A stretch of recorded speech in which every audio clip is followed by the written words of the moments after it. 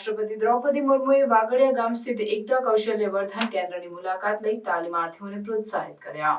રાષ્ટ્રપતિ Draupadi મુર્મુએ statue of unity પાસે વાગડિયા ગામ ખાતે GMR વરલક્ષ્મી ફાઉન્ડેશન સંચાલિત એકતા કૌશલ્ય વર્ધન કેન્દ્રની મુલાકાત લીધી, જ્યાં તેમણે વિવિધ course, food and beverages service, housekeeping અને guest service attendants, auto, pink auto driver, chauffeur, taxi driver, electrician, beauty therapist, office operations executive અને ડોમેસ્ટિક ડેટા એન્ટ્રી ઓપરેટરના તાલીમાર્થીઓની મુલાકાત લીધી। તેમણે રાજ્યપાલ આચાર્ય દેવવ્રતજી અને રાજ્યના પ્રોટોકોલ મંત્રી જગદીશ વિશ્વકર્મા સાથે વિવિધ ક્લાસરૂમ્સમાં જઈને તાલીમ મેળવી રહેલા વિદ્યાર્થીઓ સાથે સંવાદ કરીને તાલીમાર્થીઓને પ્રોત્સાહિત કર્યા હતા।